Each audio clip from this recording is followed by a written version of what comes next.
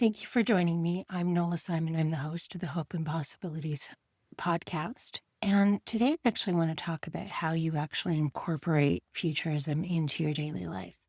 There's a lot of different ways to practice futurism, but my interest has always been how do you incorporate it into your daily life and make steps towards the ideal future that you want?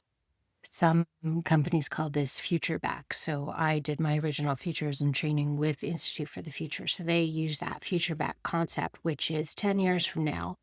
What is it that I think ideally could be a future I want to live? And then you look at the decisions that you have to make to actually reach that point of view. And that's how you make it happen. So again, it's not necessarily a straight shot to that ideal future, but it's if you are navigating a path and you've got that idea in mind, how do you make choices along the way as things change and move and technology gets decided, other people make decisions around you? How do you navigate that path so that ideally you look and end up close to where it is you want to be? That's my interest in futurism is I'm not necessarily looking at from a societal level. It's how do you incorporate it at an individual level that gets you closer? And then if lots of people are doing that, then you have impact on larger issues. So how do you navigate that together to have an actual impact overall? You start out by doing a variety of noticing. So a lot of futurism is really about paying attention and directing your attention and your focus into what's actually happening around the topics that actually interest you. So there's multiple possible futures on every topic you could possibly think about, but not every person who's interested in futurism is going to be interested in the same thing. And there is no specific one answer for each individual topic because it's influenced by your perceptions, your knowledge, your information, your relationships, your location. All of that is very different. And that's where it becomes very interesting when you get into scenario planning and simulations. What can you actually learn by doing that on a mass level to understand where the commonalities are, right? So this is where it can become very interesting. The individual experience and expectation is then translated into something that's larger and more influential that we can learn from and then work towards, right? You start simple by scanning for signals. So articles, art, stories, experience, media pieces. A lot of it is personal experience. So you're walking the dog and somebody tells you a story about something that happened to them, right? It's something that you notice. Trends in fashion and cars and all these different things are little signals that indicate to you something that's happening, right? You start paying attention and you start collecting it. A lot of it is really just noticing. It doesn't have to be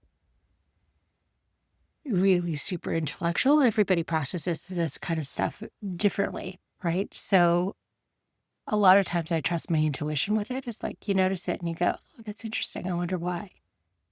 And then you start noticing it. And it's more about how you direct your function and your attention, your focus.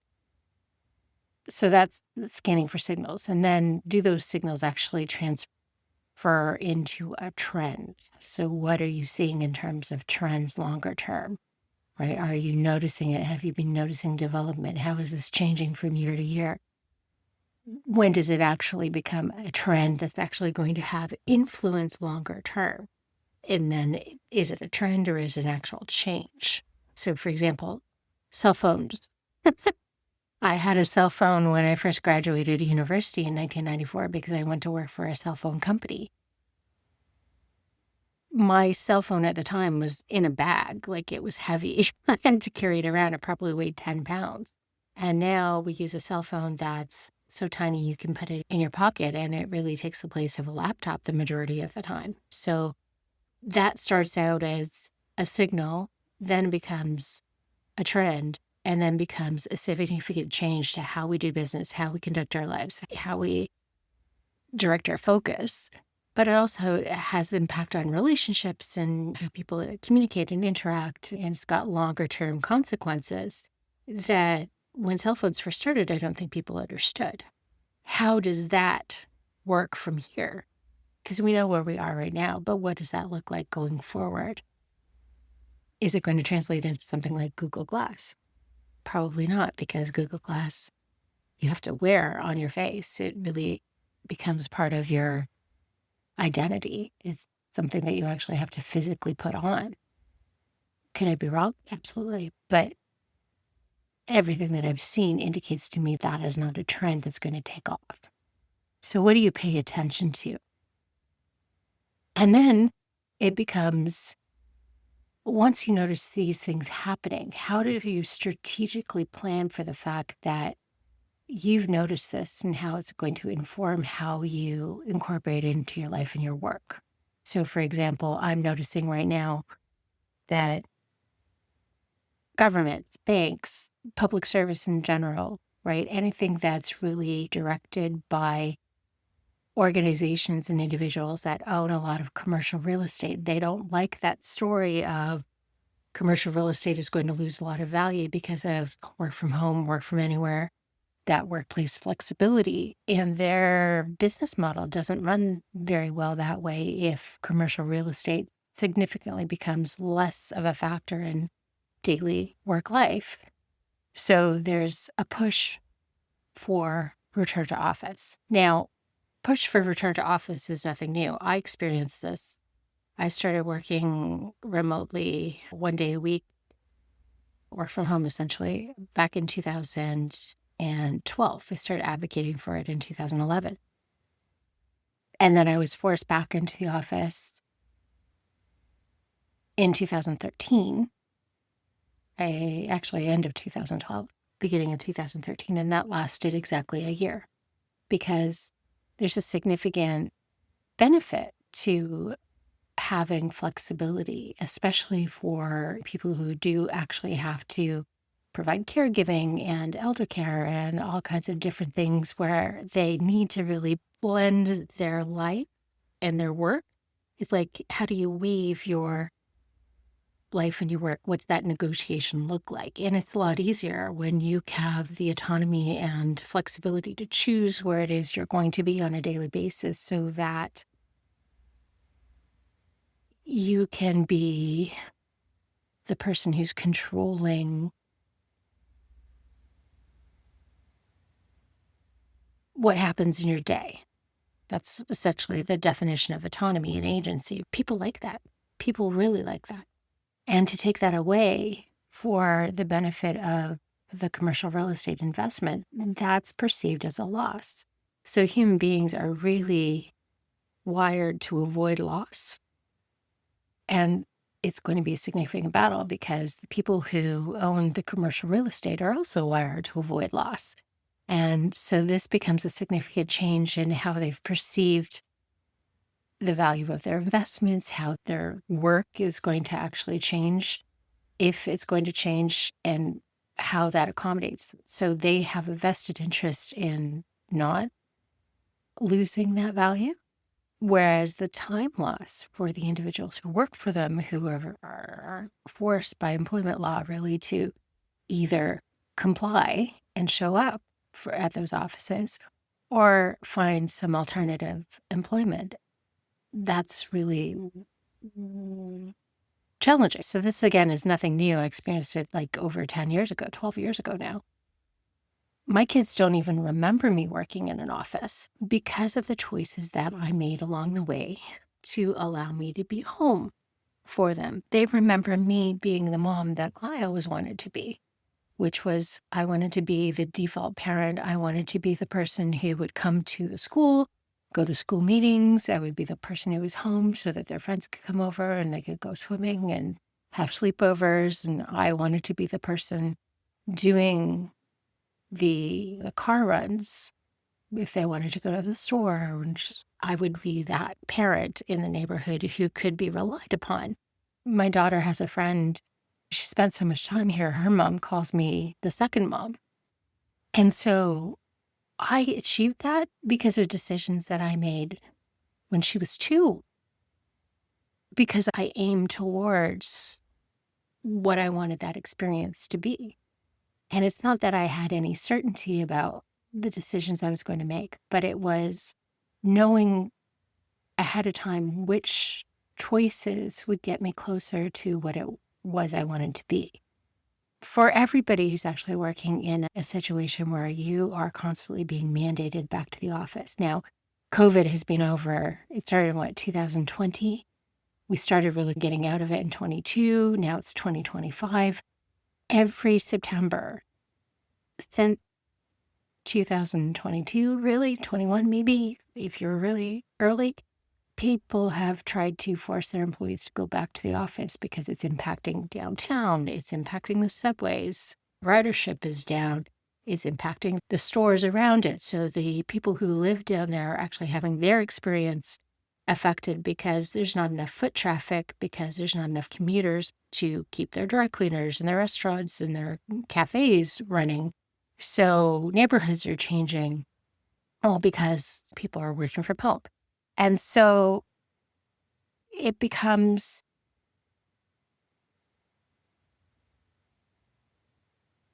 a situation where you either comply because that's what you're obligated to do based on the terms of your employment contract and employment law,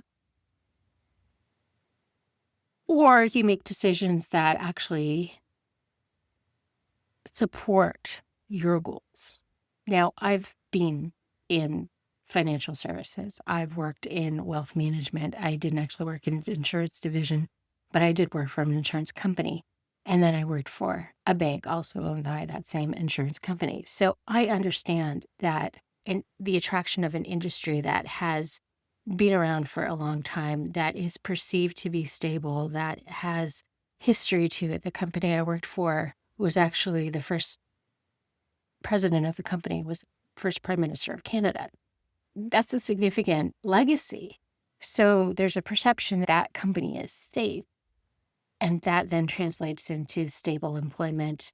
But it's also the credibility brought by the brand name. And a lot of times when people ask me what I did, I didn't actually tell them anything about what I did. I just told them I worked for the company. And that was sufficient. So I understand the attraction of that type of work because you've got benefits. Your pay is going to be fine. You understand that the company is going to exist in some fashion or other long term, right? Because it's always been around, or at least that's the perception, right? Now, as markets changed and reinvention becomes a thing, that may not always be true. There are financial challengers coming to big banks in Canada now. Things are changing because a lot of people don't necessarily even need to walk into branches of banks anymore. They do everything online. And so that relationship with the local branch is being impacted.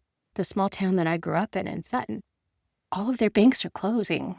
The town council is actually challenging the last bank that's leaving because every bank is abandoned the town, right? And they have an older population, and that population is used to that level of service. It becomes problematic, right? But this is the thing. What is that future going to look like? And if you're not noticing these trends and you're not paying attention and you're not thinking about what possibly could be happening 5-10 years from now, you're going to be caught off guard.